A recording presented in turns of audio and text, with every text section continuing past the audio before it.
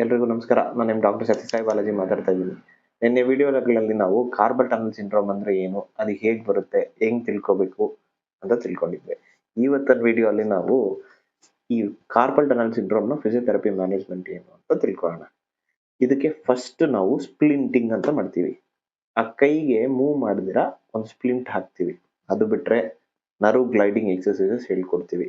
ಅದು ಬಿಟ್ರೆ activity modification, ಈಗ ರಿಪಿಟೇಟಿವ್ ಮೂವ್ಮೆಂಟ್ಸ್ ನ ಹೇಗೆ ಅವಾಯ್ಡ್ ಮಾಡ್ಕೊಂಡು ಎಕ್ಸರ್ಸೈಸ್ ಮಾಡ್ಕೋಬಹುದು ಅಥವಾ ನಿಮ್ ಕೆಲಸ ಏನಿದೆ ಅದನ್ನ ಮಾಡ್ಕೋಬಹುದು ಅನ್ನೋದು ಒಂದು ಪ್ಲಾನ್ ಮಾಡ್ಬೋದು. ಅದು ಬಿಟ್ರೆ ಎಲೆಕ್ಟ್ರೋಥೆರಪಿ ಪ್ರಕಾರ ಹೋದ್ರೆ ನಂಬರ್ 1 ಫಸ್ಟ್ ನಾವು ಕೊಡೋದು ಅಲ್ಟ್ರಾಸೌಂಡ್ ಆದ್ಮೇಲೆ ಡ್ರೈ ನೀಡ್ಲಿಂಗ್ ಅಥವಾ ಆಕ್ಯುಪಂಚರ್ ಮಾಡ್ತೀವಿ. ಅದು ಬಿಟ್ರೆ ಲೇಸರ್ ಅನ್ನೋದು ಈ ಕಂಡೀಷನ್ ಅಲ್ಲಿ ತುಂಬಾ ಎಫೆಕ್ಟಿವ್ ಅಂತ ಹೇಳ್ತಾರೆ. ಇದೇ ತರ ನಿಮ್ಗೆ ಏನಾದ್ರು ತೊಂದರೆ ಇದೆ ನಮ್ಮ ಕ್ಲಿನಿಕ್ ವಿಸಿಟ್ ಮಾಡಿ ಅಥವಾ ನಿಮ್ ಹತ್ತಿರದ ಫಿಸಿಯೋಥೆರಪಿ ಸೆಂಟರ್ ವಿಸಿಟ್ ಮಾಡಿ ಲೇಸರ್ ಟ್ರೀಟ್ಮೆಂಟ್ ತಗೊಳ್ಳಿ. Thank you.